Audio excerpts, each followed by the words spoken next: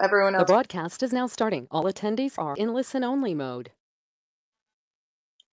Hi, everyone. Welcome to today's webinar, Rural Food Banking in California, Challenges and Solutions in Transportation, Storage, and Distribution of Healthy Foods.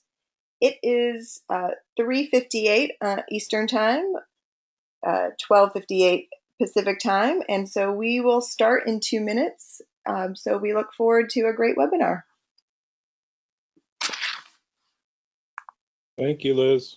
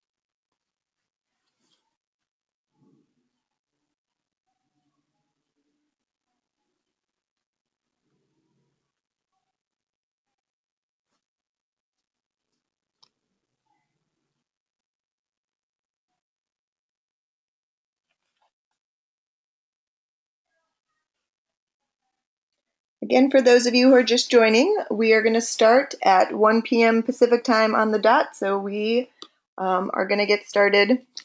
Oh, it just changed. It's for 1 p.m. Pacific time.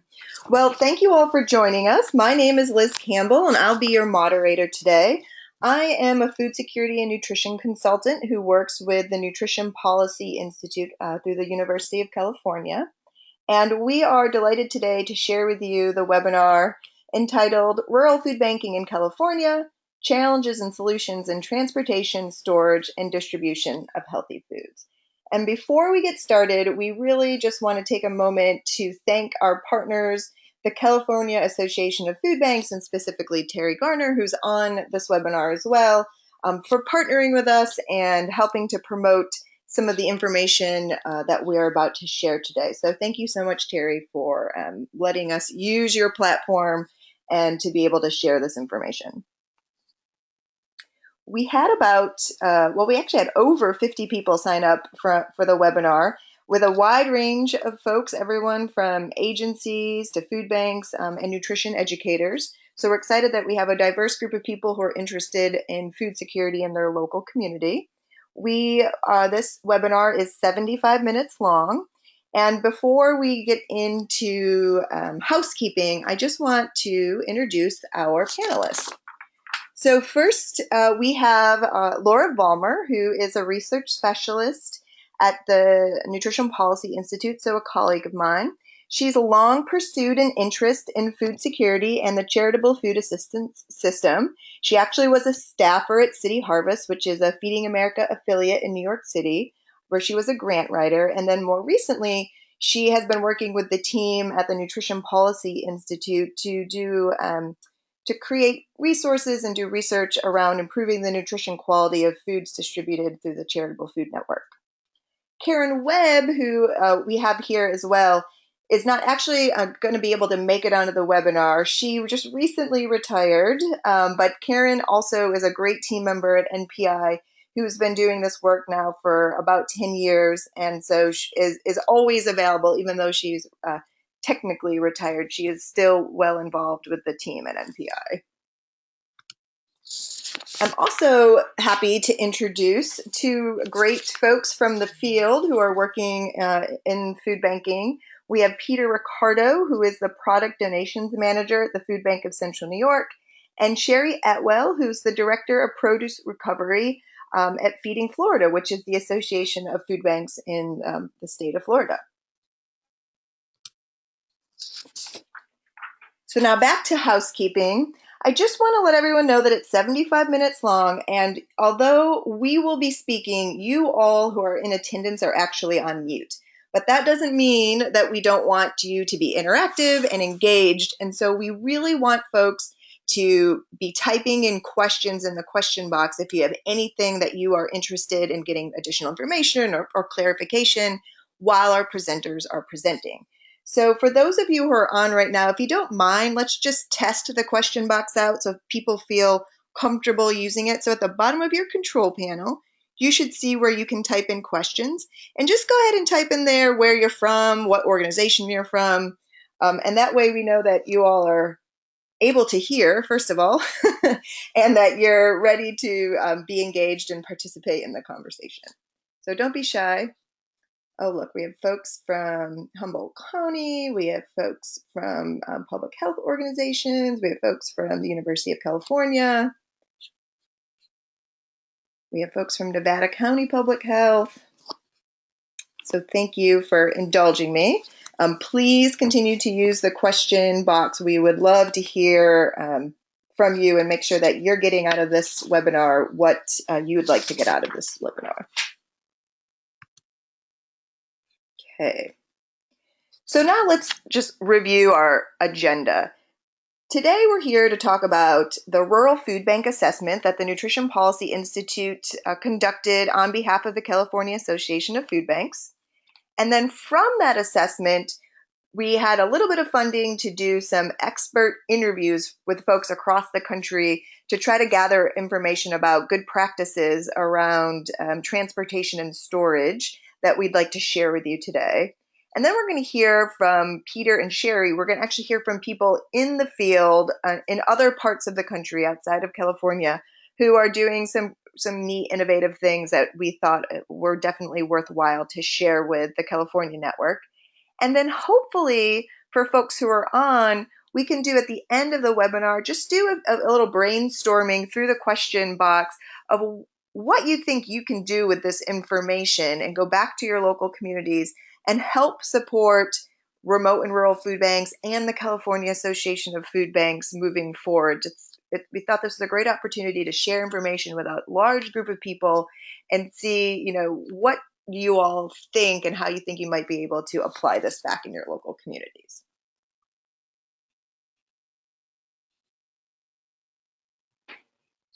Okay, so let's start off the webinar with Laura Ballmer, who's going to give an overview of the Rural Food Bank Assessment.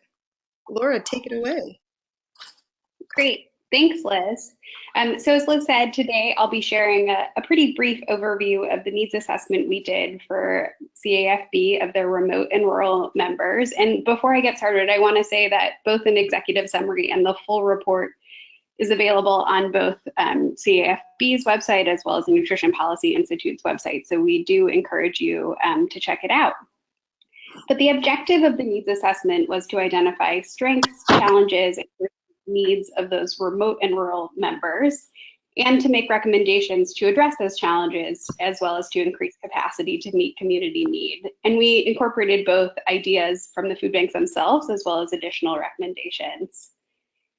And for the needs assessment, we used a number of different methods. We surveyed members. We also visited each food bank to conduct interviews and observations. And we also developed service area profiles to capture demographic information about the areas each member serves.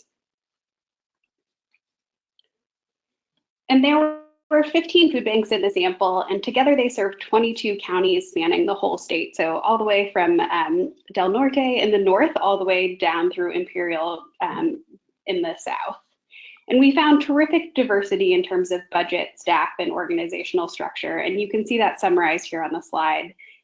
So annual budgets range from $150,000 on the lower end to nearly $2 million on the higher end.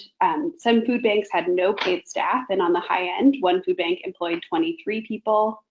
There was also great diversity in terms of location and how remote and or rural the food banks were, and that also includes sort of access to major transportation routes. There was also diversity in organizational structure. So the vast majority were standalone 501c3 or nonprofit organizations. A chunk were part of community action agencies, and one, interestingly, was affiliated with a healthcare system. So turning now to some key findings. We grouped the findings by topic area, and here's the first: fundraising.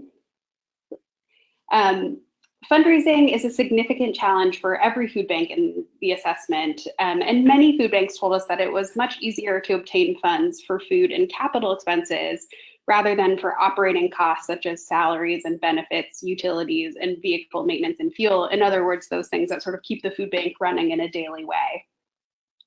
Many of the food banks also cited limited access to a robust donor pool, as well as competing demands on the executive director's time for fundraising, and limited success with access to grant opportunities through Feeding America, as well as obtaining cash donations from growers who are often sort of wealthier members of the community, but also provide donations of food as well. I wanted to highlight just a couple of positive practices. One food bank that we heard from had figured out a way to implement an automatic payroll deduction to help fund a backpack program. Another had, I thought this was such a wonderful idea, had figured out how to reach what they called expats, or folks who grew up in the rural area but had since moved to an urban area as one fundraising source. So some interesting things, and there's much more in the report about that. On the client services front, most food banks we found offered some level of nutrition education, client referrals, and then a smaller subset also conducted CalFresh outreach. And another positive practice to highlight here, 2 of the food banks that we spoke with have received county funding specifically to conduct CalFresh outreach, and that has been regarded as a win-win from both the county's perspective as well as from the food bank's perspective. It's also interesting to note here that some of the food bankers we spoke with saw or identified nutrition education as a key way to increase produce consumption. So moving over to issues of capacity. On the facilities and equipment front, many food banks reported challenges with the amount of storage they had access to, and that included dry, refrigerated, and freezer space. And some cited even having to speed up distributions or dump food given that shortage of storage space. Some food banks we spoke with use narrow freight cars that have been converted to coolers or freezers. However, that can require significant labor in the form of pallet shuffling and rotation to distribute food on a first in, first out basis. Also interesting, insufficient vehicles was not a major challenge that was identified by food banks. So on to the recommendations. We generated more than 70 recommendations, all of which can be read in the report, and they're organized by the headers that you see here on the slide. And it's worth noting that some of the recommendations that were highlighted in the report have already been put into practice. And just to give you a quick flavor for what some of those recommendations are. So under fundraising, we recommended engaging in collaborative grants to address common needs across multiple food banks. On the nutritional quality of food front, we recommended providing training for food banks and conducting what are called virtual food drives to obtain cash contributions that support purchasing foods of choice, as opposed to utilizing those community food drive barrels. Related to transportation, we recommended exploring commercial trucking partnerships to backhaul food when trucks have no cargo on return trips. And on the leadership front, we suggested training, orientations, and networking to help new EDs and food bank managers, quote unquote, learn the ropes. And on the same page that you'll find our needs assessment on the California Association of Food Banks website, there's also some training modules that have been developed by folks in the remote and rural network.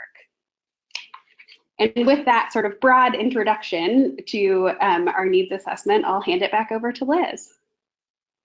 Great. Thanks so much, Laura.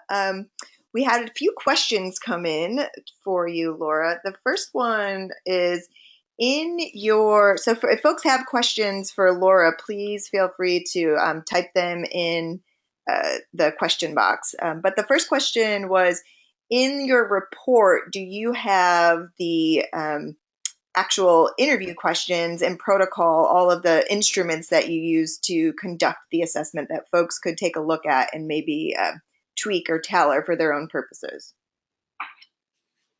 Uh-oh, Liz, do you remember? I do think we have an appendix that has the instruments in the back. And if you don't, we're certainly happy to make it available via email. Right. Fair enough. I'm pretty sure it's in there, but if not, you can definitely email Laura, and she can send you. We are happy to share with folks. And then I just wanted to remind people that we are actually recording this webinar, and we'll work with Terry and the folks at the California Association of Food Banks to let you know where it can be accessed and posted. So just bear with us. We have to work out some of those details between our organizations, but once we do have it posted, we will send it out to the same networks where we advertise the webinar. So we will have this information available for folks. Great.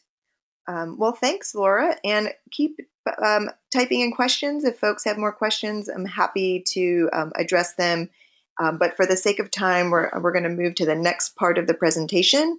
And I'll try to do 1 or 2 questions in between presenters. And then we have about 10 minutes at the end of our webinar for getting to all the additional questions that are asked.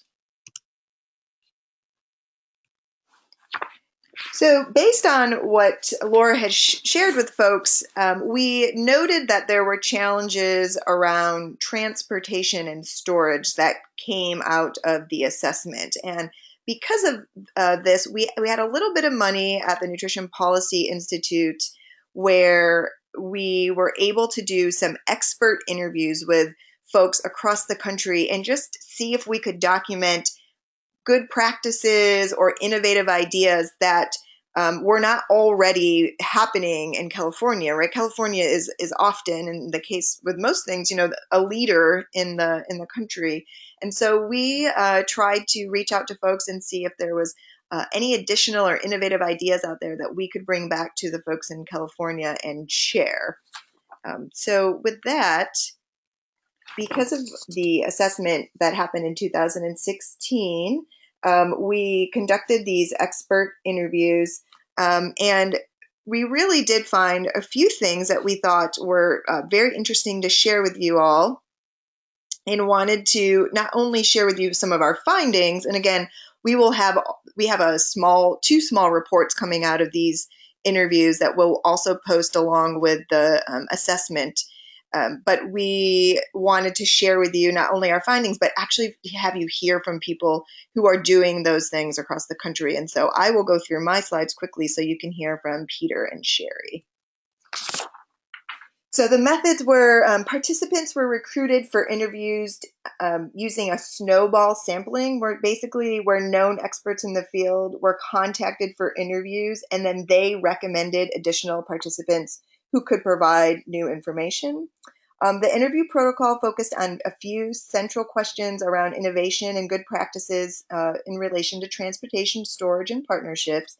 And these were all phone interviews that were conducted, and they lasted between 30 minutes to an hour. And for those of you who are interested in the methods and the instruments, we will have those questions that we used available through this report as well.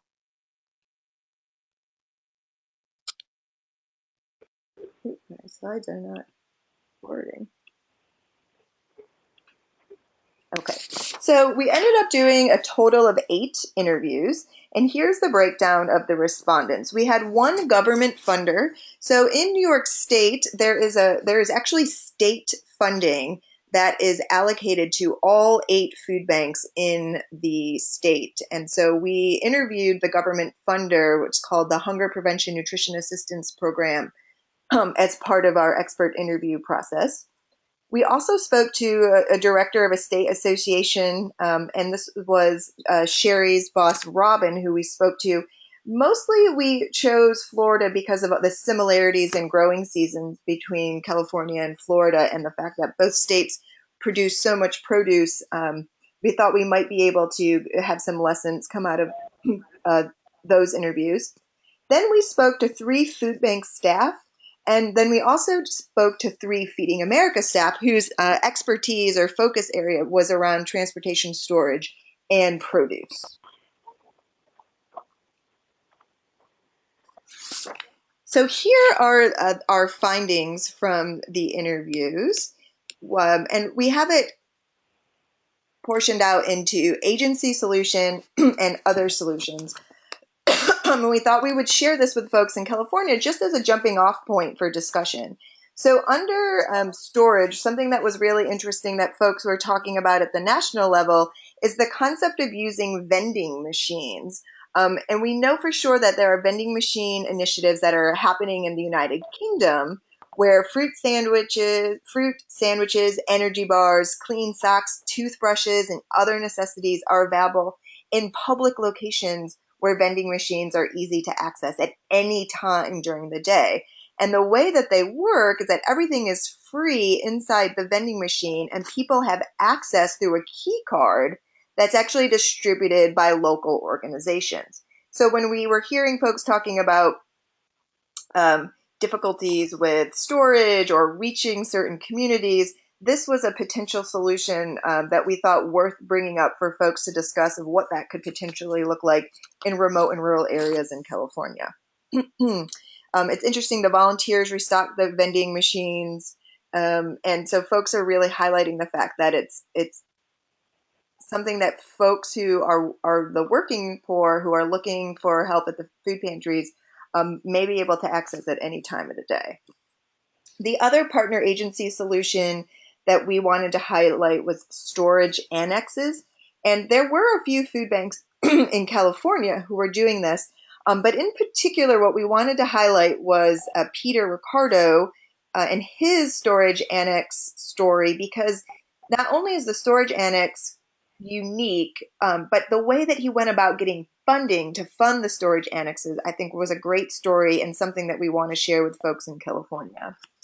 And then we also had mobile pantries as a solution for storage. But again, this is just validating that folks in California are already, ahead of this trend in doing it as well.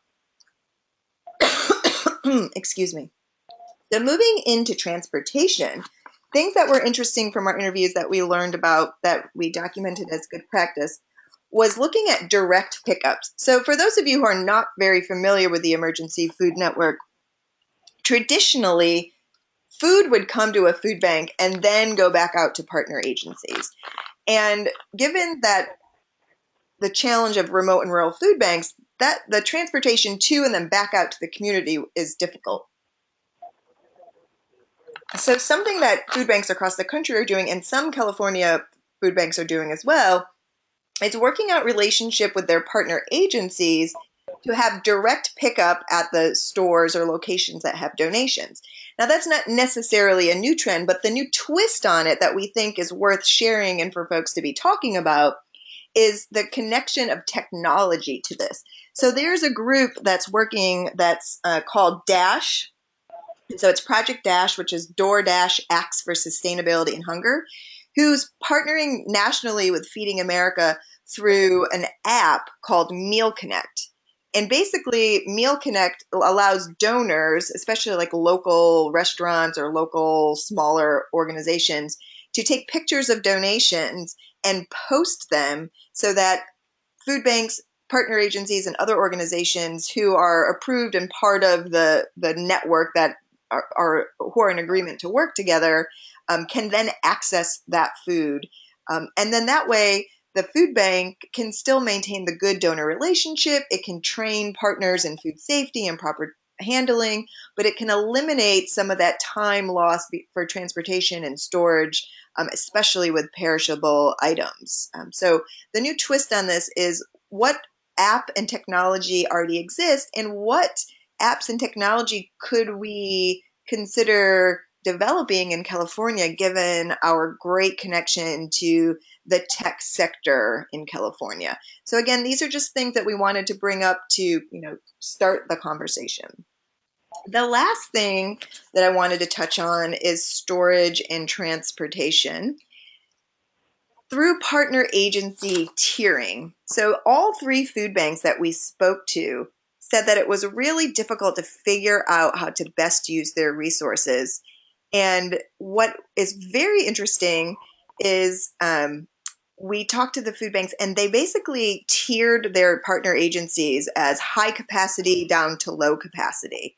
And they started to build stronger relationships with those folks who are high capacity partner agencies. So that meaning they have storage capability, that they have open hours, they may have paid staff, and seeing how those folks who might be further out in the community could partner with some of the other agencies in that area that had fewer resources or less capacity, and almost use these larger partner agencies as hubs that could help service some of the smaller agencies in that area. So almost having a mini food bank hub within the community that could be identified with a larger, higher capacity partner agency.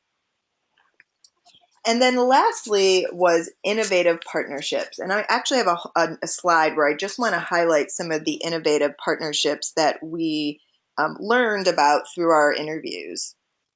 Now, again, some of these things are things that California is already doing, but three things that I really wanted to point out was the food cooler frozen company partnerships, the government partnerships, and the tractor trailer school partnerships as things that California may want to consider exploring or maybe even consider doing a little differently.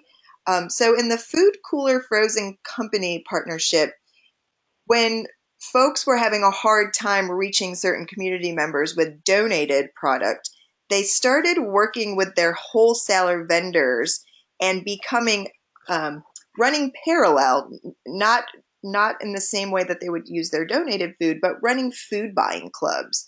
So essentially working with wholesalers, cutting out the middle store markup, and trying to create packages of nutritious food items that then could be transported to maybe a partner agency for pickup, where folks would be able to use their SNAP benefits. So this is separate from their donated food process. This would be, for a for sale product that folks would have to use their money to purchase. But it was a great way to establish a relationship with the wholesale food folks, who then hopefully when they did have product to donate, their first call would be those food banks who that they're in a business relationship with. So we have more information about the food buying clubs in the report, but we just thought we would highlight that as an opportunity to partner. The other partnership that was very interesting was government partners. And we had three examples of government partners. And actually, Sherry is going to talk a lot about her government partnership as a disaster relief partner, and how food banks could step in to play that role. So that was very interesting, working with FEMA and other state disaster relief folks.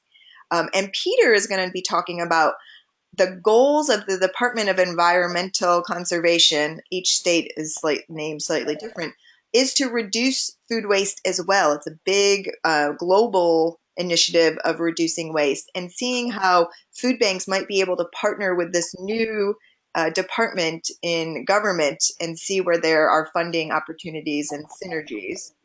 And then the last thing is just highlighting that there are states, like New York State, for example, that have state funds that are associated directly with funding food banks, but that they actually come through their Department of Health and have nutrition guidelines attached to it. As another way to address the food system is investing in the Emergency Food Charitable Food Network, and making sure that they're putting out higher quality food because they're able to give some funding to help that. And then lastly, we thought it was really interesting. We had a food banker in Arkansas who had a local tractor trailer training school near their food bank, and they partnered with them so much so that their training program includes loading up the tractor trailers and driving deliveries for the food bank, which for many remote and rural food banks, labor costs for transportation are huge, given that the distance is often very far. So being able to touch base with tractor trailer schools or others who might be able to use their fleet to help support your work was a really interesting practice that we wanted to highlight for folks. So I'm going to stop there. Again, we're just touching upon some of the findings because I think you really just want to hear from the folks in the field, most. But again, we will be able to post this report when we are when it's finalized, and we'll share it with the networks that we contacted to promote the webinar as well. All right. So with that, I think I'm going to turn it over now to Peter Ricardo from the Food Bank of Central New York, and he's going to talk about his storage annex project and how he got that funded. Take it away, Peter. Thank you, Liz. I was muted there. You hearing me? I can hear you, yeah. Yep. Very good. Hi, everybody. Thank you so much for this opportunity to talk about one of my favorite things, what I've been doing. But the Food Bank of Central New York Pantry Annex Cold Trailer is what we basically call this unit. And Liz, you can leave it on this slide, and I'll just do a little background. Sure. So I've been food sourcing for about 14 years, and folks out there that are doing the same thing know that our most frustrating day is when we can pull in product and just have the outstream is not keeping up with the instream. This has been the elephant in the room for a lot of us for quite a while. So, oh boy, probably 4 or 5 years ago, I was trying to work out how can we enhance the endpoint, enhance the pantries to be more robust and powerful with that distribution piece without just throwing another truck and driver on our payroll, on our schedule. That seems to have been the go-to solution for a few years, and it was just getting unwieldy. So I started working on an idea to have a mobile walk-in cooler, basically, which involves some projects with Syracuse University's Industrial Design Department. They came up with some kind of cool but wacky ideas that weren't really achievable. And I really wanted this thing to be community-driven, take the food bank out of the picture somewhat, except for supplying the product, which is when we got to go ahead and flip a slide, Liz. And so, obviously the feedback from agencies and programs were, sure, if you could come up with a temporary space, we would love that and make use of it. And coincidentally, at this time, I was hearing about some seminars in our area from the Department of Environmental Conservation. I think you have a DEC in California, or it might be environmental quality, something like that, but it's through the EPA. And they were advertising some seminars. They're all very motivated. They have been for years to try to get organics out of the waste stream. And I was seeing these, the itinerary mentioning methane producers, composters, animal feeders, and I was like, whoa, where's food banking in here? This is making me nervous. So I registered and went to this organic summit in New York State, and I was amazed that when I got there, I was the only food banker in the room. Several hundred people, a lot of people from those industries I mentioned, and just me from food banking. So I was like, well, this is interesting. And that, you can go ahead and skip, Liz. So I attended this conference, which out of that conference was given a,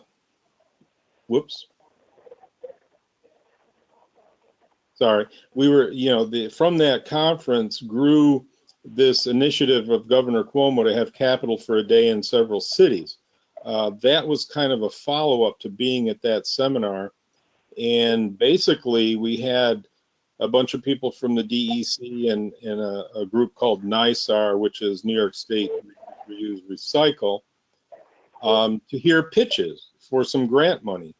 Folks were in there, of course, pitching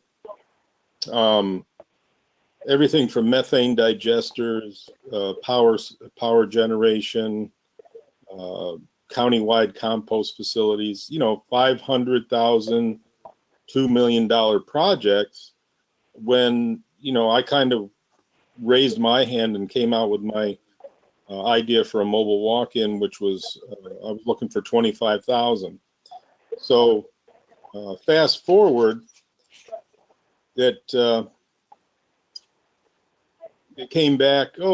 Several months transpired, but basically, I applied and I got a response that, we love your idea for the trailer. Here's 75,000. Why don't you build 3? So obviously, was thrilled. I was stunned. Go ahead, Liz. And we ended up with this pantry annex cold trailer, or packed, which, come on, packed with food, packed with partnerships in the community. So we got we did the name, we did the graphics, and basically the unit, and right here in this particular shot, it looks kind of short. It just got compressed a little bit, but we ended up with a company in Pennsylvania. This is New York State money. I really tried in New York State to find a partner that could build this unit, but nobody was coming forward that gave me any confidence. And this is we ended up with a 16-foot trailer, 8 feet wide, 8 feet high. I'm sorry, I'm looking at some slides. So this is really an overbuilt unit, because again, I wanted this to be shared in the community and actually not require a food bank vehicle or driver. So it's built to be towed by any large SUV or pickup truck that has electric brakes. In other words, if you have a large boat or a camper, a landscaping trailer, or construction trailer, you can easily tow this. I'm sorry, I have a couple of things going on here. So this is the unit, and some of the things that were overbuilt, again, we have, assuming it was going to be used by some community drivers. Now the drivers would be vetted, the vehicles would be vetted, but they have to sort of be listed with the food bank. But once the trailer is placed, let's say they're sharing this between some programs, they can move it within their community themselves, which to me was very important, because otherwise you end up in that same old rut where everything depends on the food bank driver schedule and so on. So a couple of features about the trailer. It is CoolBot. Yep, good.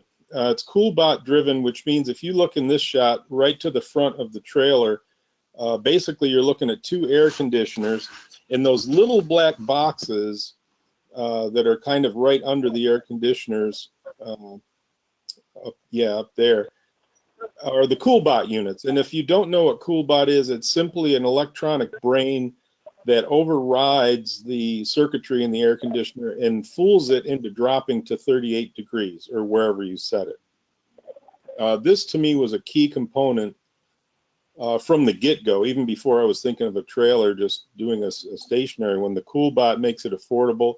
I'm sure a lot of you have heard of the CoolBot, but I had not run into it being used in a mobile application before.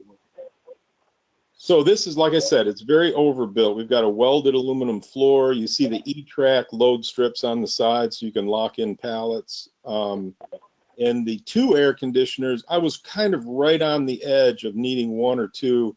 And again, I wanted this to be overbuilt so it would have no issues. So that's what you're looking at there, the 2 CoolBot units, and we're basically looking in through the back door. You can sort of see the man door on the side. This particular design will do about a payload of about 7,200 pounds, but the axles were over-spec'd, heavy-duty axles. The insulation is about R28 for efficiency. The walls you're looking at are FRP panels, food safe, fiber reinforced plastic. There's work lights in there. A couple of upgrades that I felt were necessary, especially if it was going to be shared from one agency to another and take some wear and tear. You can go ahead and click forward. This was first distribution, was a mass distribution in downtown Syracuse. You can see folks gathering. We had 2 units here. The one you're looking at, we had more freezer product actually, which These aren't necessarily designed to be a freezer, but when you put product in at 10 or 15 below zero, and you're able to have those units run ambient air at 38, we were only trying to get the product to hold for this 1 day distribution. And believe me, things were still frozen solid in there at the end of the day. And then the other trailer was between those two brick buildings where we actually had the tents and everything set up for the distribution. So basically what happened that day was that they were able to put 7,000 pounds of perishable goods and, you know, and increase the variety of that distribution that they wouldn't have been able to do otherwise. So that was definitely a win-win day. Some of the criteria, we do have a partner agency agreement. You know, when are we going to place it, drop it? You need some site requirements. Those CoolBot units, the refrigeration, by the way, the CoolBot units save you about $6,000 per trailer in cost. The commercial refrigeration that accomplishes, I would say more, not just the same thing. I mean, a commercial unit has a better recovery rate, so you can open and close the door a lot. Like if you're in a restaurant and you're using a cooler that you're walking in and out of every 10 or 15 minutes, you need that. But these are really designed to hold product until you have a distribution, or maybe you're going to go out behind the pantry and stock up your pantry, you know, every hour or so. Perfectly efficient for that. A supply chain plan. These trailers, the versatility was important. So we, you know, put a couple of options out there. We can deliver it loaded, we can park it empty, and when we do grocery rescue or retail rescue in the area, that product can be delivered in that area. And by the way, our 11 county service area, you're 4.5 hours from one end to the other. So there are a lot of situations where, you know, we send a truck out, and sometimes that grocery rescue product would have to come all the way back to the warehouse to be handled and then just go back out again. So this way we can do some localized kind of satellite drop-offs to the unit. Again, just keeping the product there and doing less road time. So how are you going to get, you know, what's the supply chain? Are we going to drop it off loaded? Is it going to be pallets? Is it going to be packed boxes? So on. Volunteer scheduling. That was kind of the one hurdle that I didn't see coming, not just volunteers, but there's a little bit of a paradigm shift when you're a program and you're getting all of your food delivered, and maybe, oh, I can take 200 pounds of perishables. Well, now you have a few thousand pounds that you can have for 3 to 4 days or a week or however long the product will hold. It's very much a paradigm shift to some of these programs on how they operate. So that is taking much more hand holding than I foresaw. So if there's anything in retrospect that I would have worked more on in the beginning, it would be that, you know, those program changes that they're willing to do, but sometimes there's cold feet about change, which you can imagine. The vehicle driver option, like I said, we have a vehicle, we can drop it off and pick it up, or do you want to have somebody in your community on a list so that you can operate or come get it when it's most convenient for you? And then coalitions, which is a nice option that is representing probably, I don't know, at least 30 or 40% of the folks who commit to getting a unit. Is you'll have a larger program or agency that will work with 4 or 5 of the smaller agencies in the area to help burn off that large amount of perishables and help them move it. Go ahead, Liz.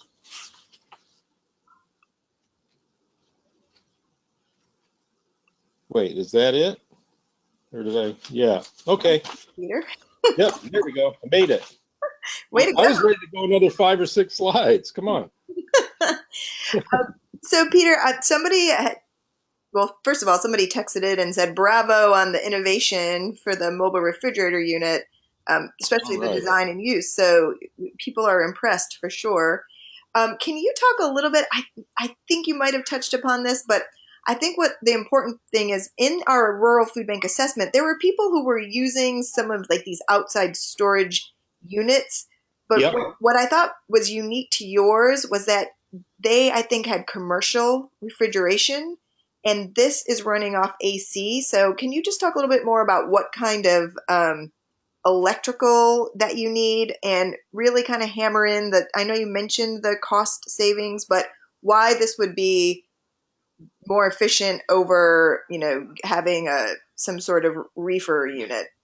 Sure. Yeah. And again, cost was the first issue. I wanted to stay within budget and have it do the job efficiently, but boy, I would have gotten a lot less trailer if I had to spend, $7,000 or $8,000 on just the refrigeration unit. And they're wonderful. You can get them from Carrier. You can get them powered 110 volts or 120, which is what's attractive about the CoolBot and the air conditioner is you're just plugging in an air conditioner. So if I do recommend a 20 amp circuit. But even if you have a 15 amp circuit, you can run one, just unplug one of those units, and just to underscore, this is a little overbuilt. If for a 16-foot trailer, I probably could have got away with one, but I did not want this thing to have a chance of failure, Right. especially in August. So I went with 2 units. But yeah, the power requirement is just regular plug-in.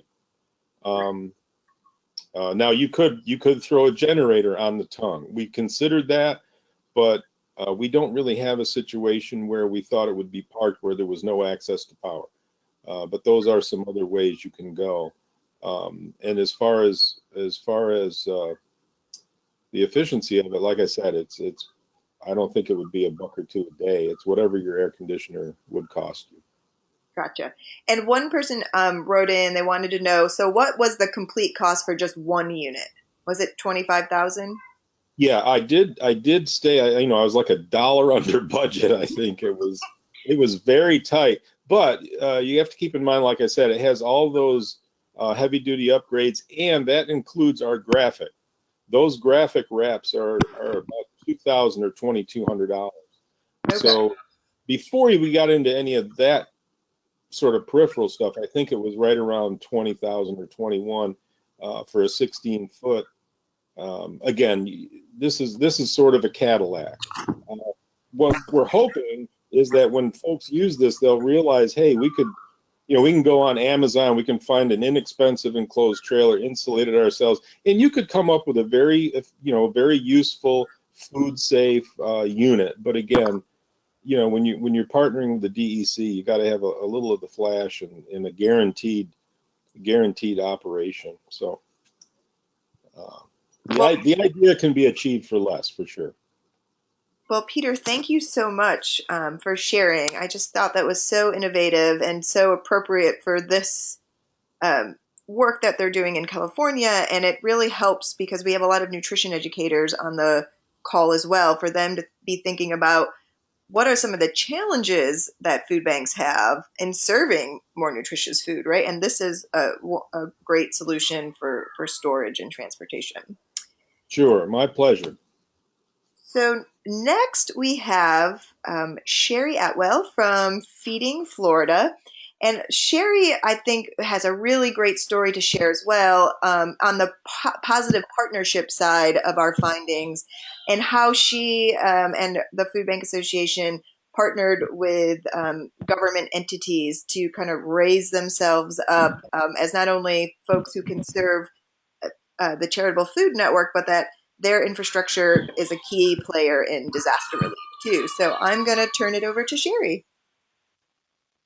Hi, everybody. Thanks for having me today. Again, I am Sherry Atwell, and I'm the Director of Food Recovery for the State Association, also known as Feeding Florida. You can go to the next slide, Liz. And she's about to put up a map of our lovely state. As you guys can see, we are a very long state. In our state, if you look at Feeding the Gulf Coast, that top quadrant of the state is more rural communities. And then as you go farther south, We have a very vast differing population from rural to very urban. Like Miami-Dade, Broward, Palm Beach is like feeding a small country. We joke, but up in that Panhandle area, Second Harvest of the Big Bend, feeding the Gulf Coast, Gateway, those are all our really rural food banks. And as everybody's probably well aware, Irma was a storm that hit basically every single one of our 67 counties in the state of Florida. Our association is a 13-member association. Each county has an associated food bank. We have about 22, the number's changing daily, but anywhere around 2,300 agencies found throughout our entire state acting as distribution points for our network. We have about 100 trucks ranging from small box trucks to 53-foot trailers that are all refrigerated that played key parts during our response to Irma. And then we have about 500,000 square feet of warehousing space with a very wide range of facilities ranging from 2 high racking all the way to 5 high racking with cooler space, freezer space, cool docks around the state. We do everything from cooler, freezer to shelf stable. If you want to go to the next slide. Feeding Florida serves on the Florida State's Emergency Response Team as a part of the Emergency Function 6 Mass Feeding Coordination with our statewide network of food banks. As the organizing the network, in our response to Irma, we got ahead of the game. We have a strike team that we created that hosted daily calls as the strike team as the storm was several days out. In the process of that, we did an inventory of our what we had on hand and then what we were projecting that we might need across the state. We also started coordinating a database of our agency partners with a very master contact list so that we could be able to navigate, have a master contact list for that exchange of information because we just weren't really sure where the storm was going to hit. I don't think people really the track changed so often. The storm was slow coming in, but it was building strength, and so we had to be prepared, and data was key for that. And then just so that we could have support within our own network with the strike team, we had allowed for overflow of communication. And then in the process of that, we began coordinating with Feeding America when we were realizing what our inventory needs were. They were a key partner for us because they have such wonderful relationships with national partners as well.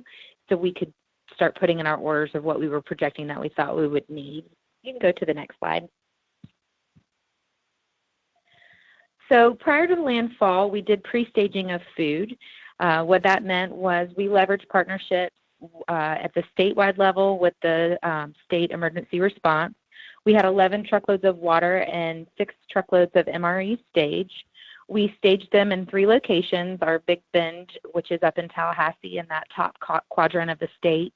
We also positioned trucks down in Central Florida at our Second Harvest of Central Florida. That's in Orlando. And then All Safe Food Bank is in Sarasota because we wanted to be able to get some food south of Central Florida to be able to navigate and pivot it depending on where the landfall went. We did leverage, like I mentioned, Feeding America for the partnerships, and we had 387,000 pounds of food from the National Food Manufacturer donations placed within 7 locations throughout our state within that 13-member network. And then approximately 262,000 pounds of food from network members, meaning food banks across the country to include Texas. So we were, if everybody remembers, Harvey had just hit. We were several weeks out from that. And Feeding Florida had helped assist Texas. So when Irma hit us, they were so wonderful and reciprocated to us. So if you want to go to the next slide.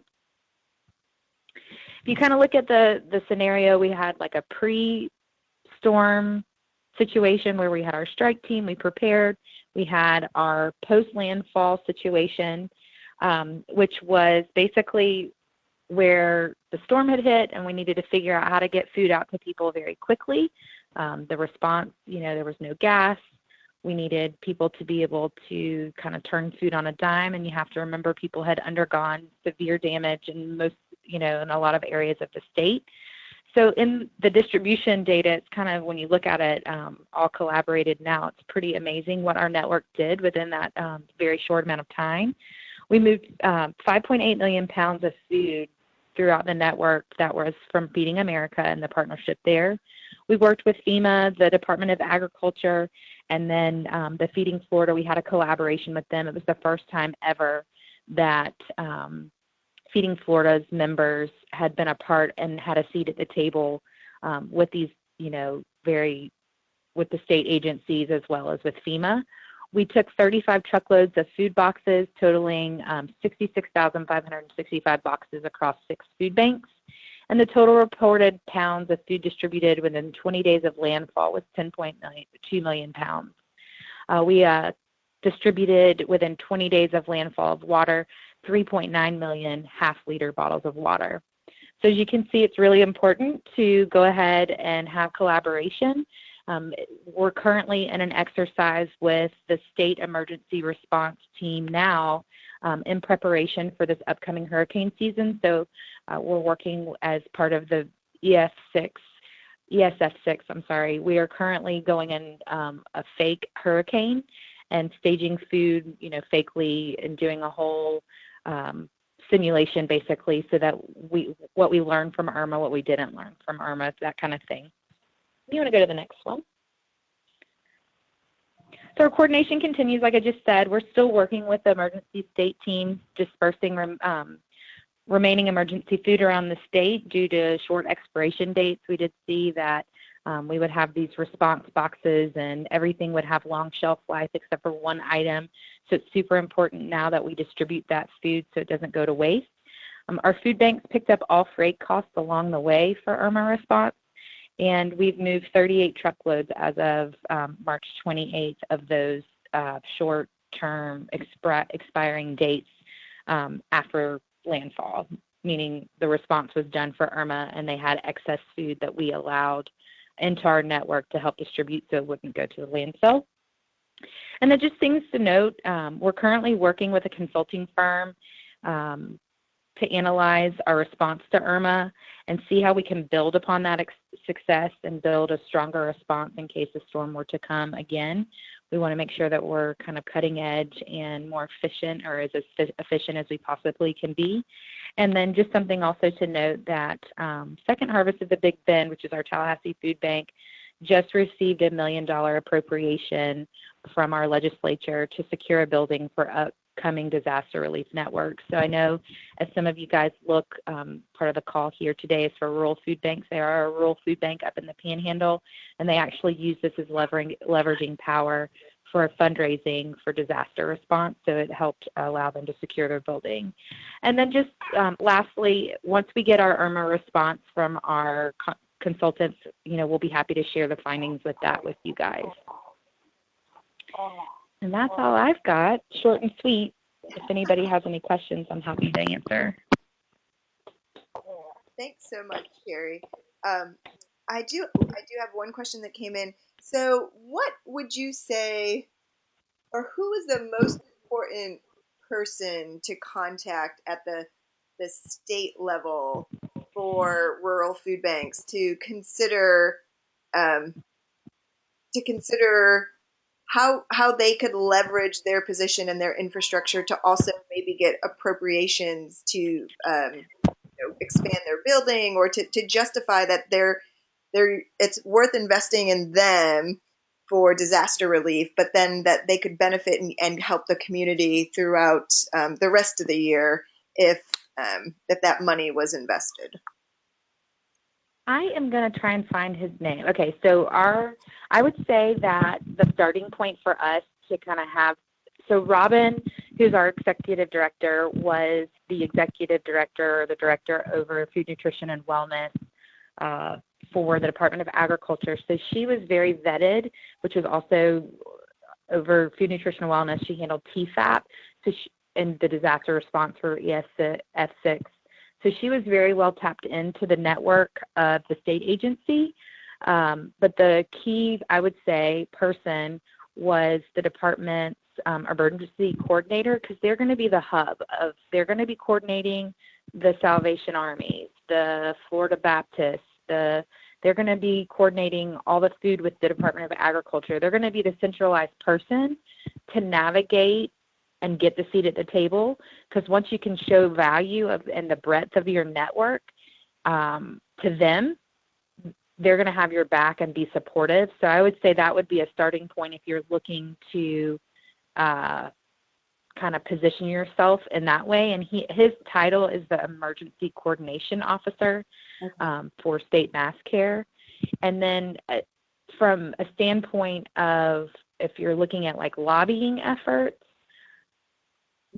I would just say really know your community of, politicians, and work with, if you're going to invest, maybe invest in a really good lobbying firm to represent you. I know that's maybe not the right thing to say, but unfortunately that's kind of where we are as a society. So know who your legislatures are and have a really good lobbying firm that represents you well to show the breadth of the network. Thanks so much, Sherry. That's really good advice. We have another question that came in it's more general, but I think it is appropriate to ask you as well, Sherry. Might put you on the spot, so if you don't know, don't ditch. That's okay. But I'll do my very best. Okay. Because I was a part of so my day blue sky job is I do pretty much strictly just the produce sourcing for my 13 food banks. The state appropriates money for each of them to get produce from Florida into Florida food banks. So that's my blue sky job. And then when gray skies hit, it was helping coordinate all the FEMA trucks, all of the state disaster trucks. So we're a really lean staff here. There's only 3 of us, and then we do have a supply chain consultant. So we're a really, really lean staff. So I was basically a part of a lot of it. Obviously, Robin pioneered it and was the head of everything, but I did, witness it all firsthand. Gotcha. So hopefully I can answer your question. Okay. Well, so this question is about mobile pantries. And given that you work with the produce program, you obviously don't run mobile pantries, but you probably work with the food bank coordinators who do run them in your state. And so folks were just asking, we had mentioned that as a solution earlier. We don't have it as an example. It was key for us. Okay, so and I didn't include this data as part of my slides, but we as a network, meaning Feeding America, Feeding Florida, all of the associations across the state, it's so key to know where your agencies are and who your big key players are, meaning that can push food fast, because they're going to typically come online. And that's one of the things that our study is probably going to show the most of is about knowing who your agencies are. So we compiled the list. We actually overlaid that mobile pantry or our agency list with the TSA list for long-term feeding, which I didn't include all of that. But to go back to your question about mobile pantries, it's key to know where they are. And we actually were having to report out to the state daily of where our mobile pantries were. So our agency relations coordinators coordinated with us to let us know. So they were reporting out to us daily where their mobile pantries were going to be located, what time, so that we could do pop-up shops. We were literally just dropping food wherever we could find ways to drop food. So yes, we did absolutely use mobile pantries in the time of disaster. Great. Thank you. And we also, and Florida is also doing what New York is doing with the mobile, with the trailers. So I love to see that innovation. I think they shared that with some of our food banks, and we started utilizing that too to increase our output and throughput for food. That's great. And for anyone else who wants to know more about mobile pantries in general, Terry and folks at the California Association of Food Banks, there are some great mobile pantry examples in California. Peter runs a great mobile pantry program besides this Annex, which is a different concept. And it sounds like Sherry has some great examples too. So we'll share everyone's contact information if you're more interested in learning about examples of. And I was going to say, I can put you guys in contact with the actual food banks that were in the areas where those happened at the most volume. If that's something you're interested in, I'm happy to find those contacts for you. Yeah, that would be great. Thank you. Okay, well, we're down to our last few minutes of the webinar, and thank you everyone for being in there. I just think we have some great examples and things that we could share. So our last presenter is our first presenter. So I'm going to pass it back to Laura, who's going to share a little bit of information about the NPI's online course about nutrition policies. And so as we're working to improve the infrastructure and storage and transportation for the Charitable Food Network, we're all mindful of wanting to make sure that there's healthy food being distributed as well, which in California, it's significantly the majority of the food is that's going through the network is healthy, and we're thinking of more ways to get produce and other perishable foods out there. So I'm going to pass it off to Laura. Thanks, Liz. As Liz said, I'm going to share about one more approach to improving the helpfulness of food bank inventory, and that is a nutrition policy. And for those of you who are more familiar with NPI's work, some of this may be familiar to you, but we never miss an opportunity to do a commercial for nutrition policies. So strong is our belief in them. So what is a nutrition policy? If you're like us, you hear the word policy and you tend to glaze over and tune out. And there are many policies in this world that really have no meaning or never get used, sit on the shelf. They're a waste of the paper even that they're printed on. But what we mean by a nutrition policy is something different. We mean a process by which a food bank or other organization engages all stakeholders to come up with an official written policy that's a living document. Something that's taken seriously both by the food bank and its affiliated pantries and donors. And a major benefit or importance of the nutrition policy is that it specifies exactly which foods to procure and which foods to reduce. And it also feeds into the inventory systems that food banks are recording enough about what they receive to be able to keep track of how they are doing with improving nutrition quality.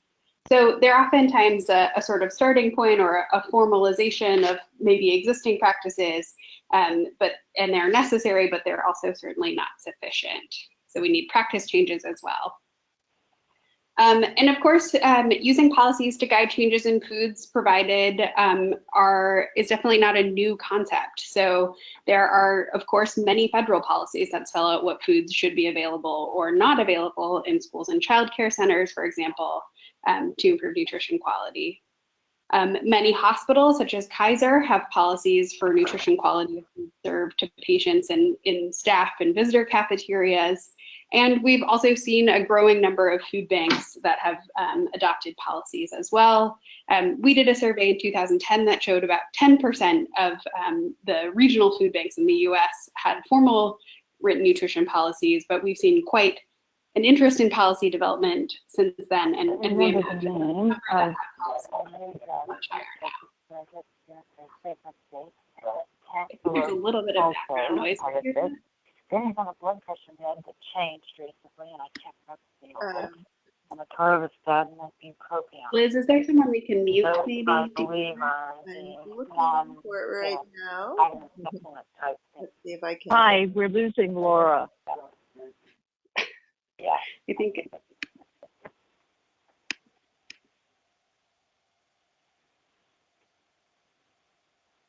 All right. Well, it's quiet now, so I'll keep on. I think that did it. Okay, great. So what are the benefits of a food bank nutrition policy? Well, we think obviously that there are many, but a major benefit is that food bank nutrition policies provide clear direction to staff, and they also enable consistent decision making. Food bank nutrition policies help to model responsible food provider behavior, and they also serve as a wonderful and clear communication tool. Food bank nutrition policies also signal to clients that the food bank cares and takes seriously their health. We did a study of a nutrition policy at Kaiser, the one that I just mentioned, and employees indicated that they felt looked after by having the policy and thought that it was long overdue. And I'll just introduce a little note here that skeptics sometimes say that the amount of foods clients get from pantries is so small that it couldn't possibly make a difference to their overall diet. But the truth is that all foods that go into a low-income household, and really any household, are either contributing to more healthful eating or the opposite. And so that is one of the reasons why it's important to improve the healthfulness of food bank inventories. So I mentioned that nutrition policies are useful for staff, and here's a quote from one of the food bankers we worked with on a policy, and we've heard similar comments over and over. And the quote reads, "We had an informal policy," in quotes, where we all had kind of had an idea of sourcing more nutritious foods, but when we went around and talked to staff, we found that everyone had a different idea about what that meant. We decided we needed a formal written policy. And again, that is something that we have heard many times. So Liz mentioned that at NPI we have an online course. In just a moment, I'll share the link with you, and we'll also make it available after the webinar. But we have developed a guide for how a food bank or other organization can develop a successful and useful policy. The guide is downloadable, and it includes directions, examples, suggestions, checklists, and more to guide in the development of policy.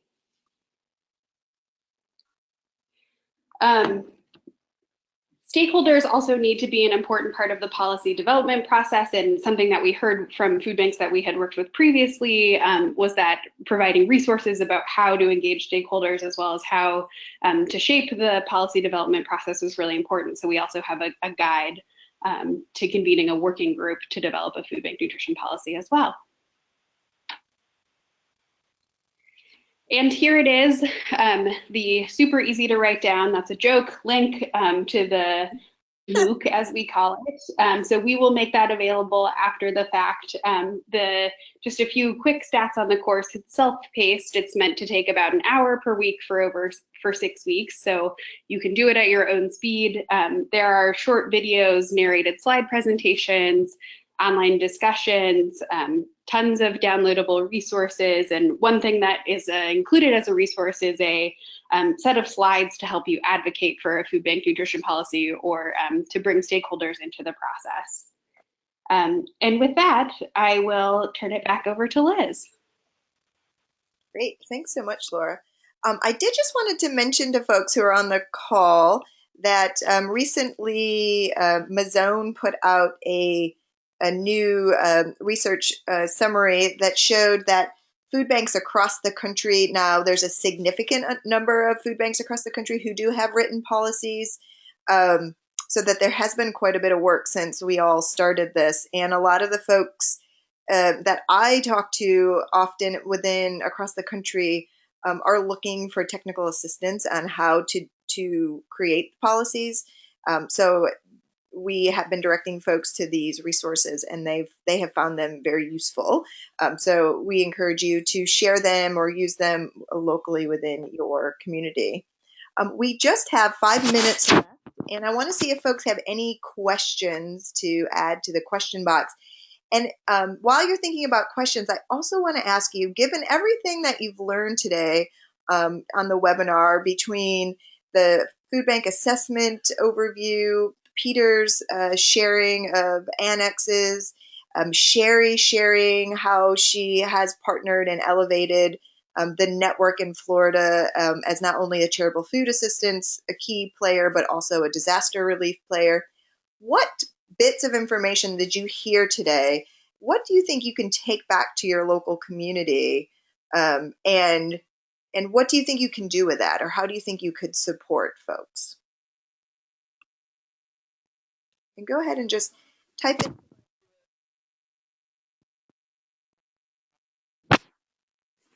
And as folks are typing them in, I'll share. And just to recap for folks as you're thinking, I will start to wrap things up. We will have access to the food bank assessment and the instruments that folks were asking about. We will have the new reports from our interviews finished soon and available. We will have the link to the online course, and then we will send out contact information for Sherry and Peter in case you have any information or questions that you'd like to share with them. What we will do is, because everyone who's registered, you had to register with an email, we will get those email addresses from Terry, and we can send all that information out as a follow-up email. Peter or Sherry or Terry or Laura, do you have any final words or anything that you would like to end the webinar on?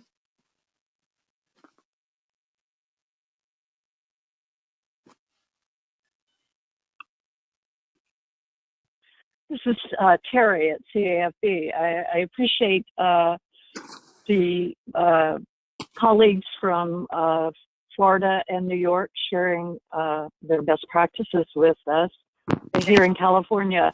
For those who aren't part of the Food Bank Network who are on this call, I want to let you know that we have our network has successfully advocated for the past few years to also get state funding directly to go to food banks, and it's called Cal Food, and it will go out through all the TFAP providers across the state funding, and we also are working hard to get an infrastructure asked in the budget. So this is very new. For years, there was no state funding for food banks in the California state budget like was referenced in New York. But now we're starting to see that funding coming through, and each year we are trying to expand the ask. So I just wanted to let people know who aren't part of the network that there are more funds coming into our network to hopefully improve the infrastructure and sort of address some of the barriers that were identified in the rural and remote food banking assessment. Great. Thanks, Terry. Well, it is quarter after on the dot, so I am going to say thank you so much to Terry and the California Association of Food Banks for partnering with us to bring you the webinar, and we will be following up soon with the information that we talked about today. Thank you so much to Peter and Sherry and Laura, and I hope everyone has a great weekend. Take care. Thank you, Liz.